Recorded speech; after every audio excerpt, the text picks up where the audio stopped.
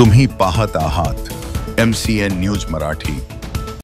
नांदुरा जळगाव जामोद मार्गावर असलेल्या रेल्वे गेटमुळे दिवसभर वाहतुकीस खोळंबा निर्माण होऊन तासनतास वाहतूक विस्कळीत होताना दिसते।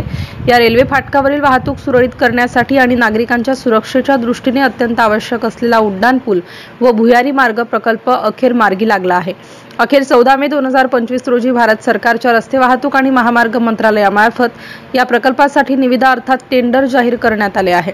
या प्रकल्पासाठी अनेक वर्षांपासून मलकापूर विधानसभा मतदारसंघाचे आमदार चैनसुख संचेती सातत्याने पाठपुरावा करीत होते।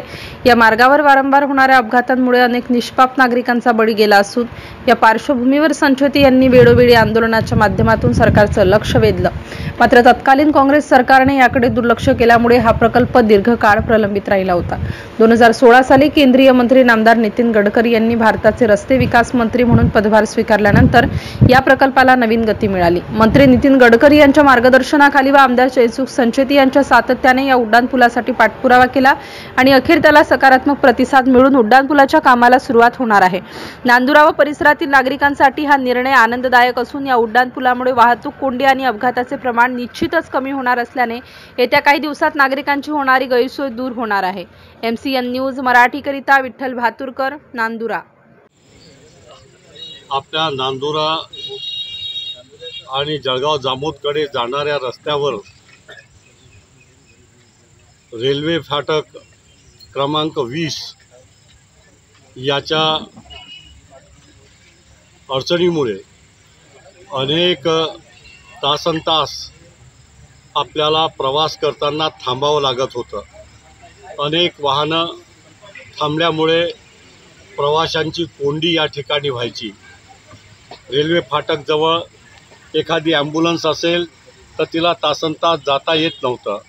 हा एक गहन प्रश्न आपल्या मलकापूर नांदुरा विधानसभा क्षेत्रातला असल्यामुळे याचा पाठपुरावा अनेक वर्षापासून आपण करत आलो, परंतु मध्यंतरीच्या काळामध्ये हे काँग्रेसचं सरकार असल्यामुळे आपल्याला प्रतिसाद मिळाला नाही।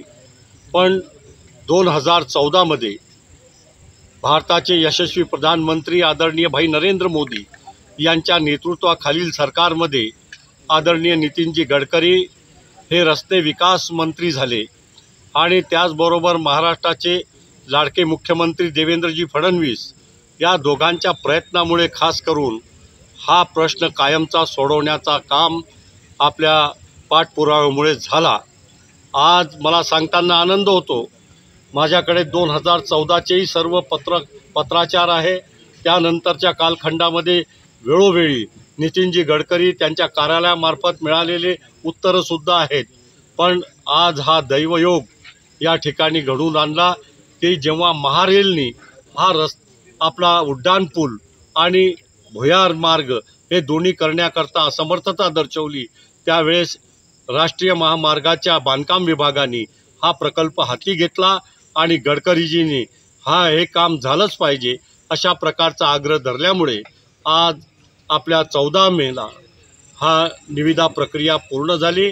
आज यामुळे आपला हा उड्डाणपुलाचा प्रश्न आणि भुयारीचा मार्ग हा मोकळा झाला आणि यामुळे आता रस्त्याची कोणती कोंडी होणार नाही आणि आपल्या नागरिकांना होत असलेली गैरसोय ही दूर होईल आणि रुग्ण असो, सामान्य व्यापारी असो, सामान्य शेतकरी असो, यांच्या सर्वांना यामुळे सुटका मिळेल अशा प्रकारचा विश्वास या ठिकाणी व्यक्त करतो आणि थांबतो।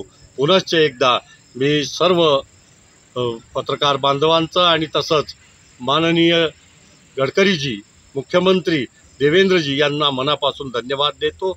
जय हिंद, जय महाराष्ट्र।